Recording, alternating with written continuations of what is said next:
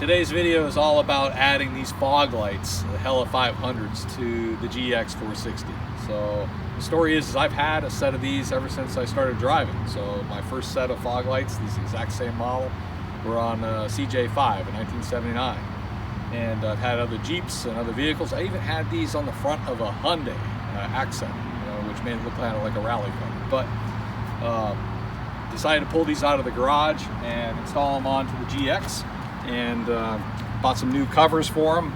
But what you're going to see in this video is just the install, which involves drilling some holes into the bumper for the lights and for the harness, and running it through all the way up to the relay, and of course the switch that we're going to put, custom switch, into the cockpit through the firewall.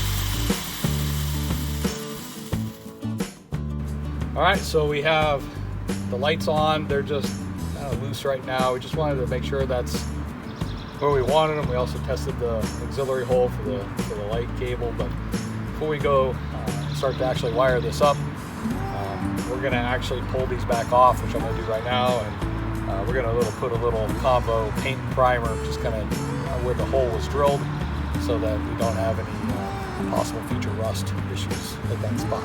So we're going to do that right now. I'm just going to reach behind.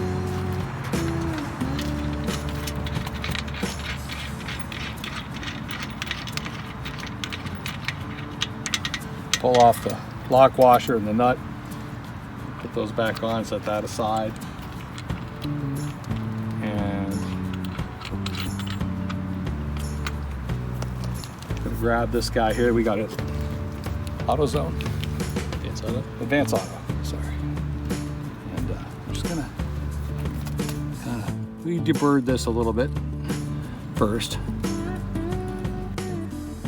So once you have enough paint that you think you have in there, it might be good to grab a little artistic brush just to kind of make sure that that is all the way around, because it's kind of hard to get in. Make sure on the inside is there. And just kind of dab that around. Again, anywhere where you see shiny metal, paint.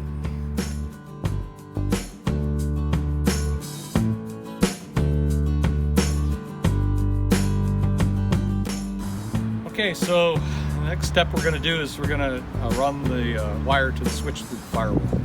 So on the firewall, we found that there's a little auxiliary boot here that easily pops off, and it's right next to the brake booster. You can see it right here. Okay. And what we're going to do is we're going to use this. We used it all and we poked it through so we can see that that is not interfering with anything. And we're going to use this to snake the wires that come from the switch in the cab up through to the engine.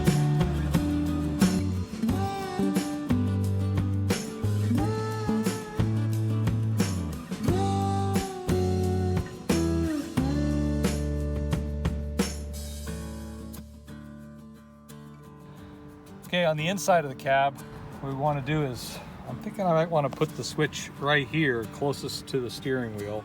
So when I reach down, I know right where it is. So I'm going to take this blank and modify the blank. We're just going to use a screwdriver and pry it out. And we're going to have to do some modification to this, but that's where we'll set the switch. So here's the finished product of putting the switch in the blank.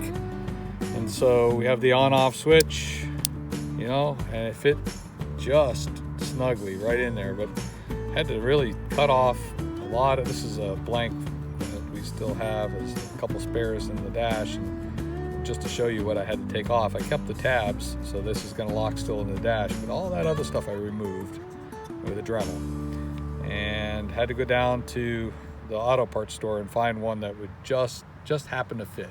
So I think we're ready to wire in the dash.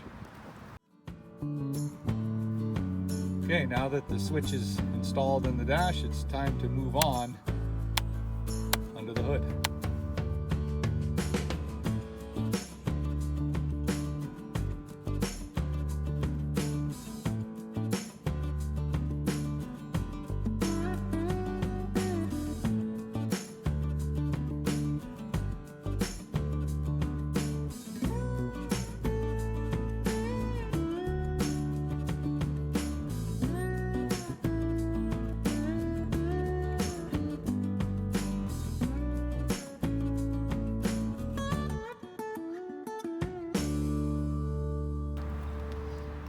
Here we go.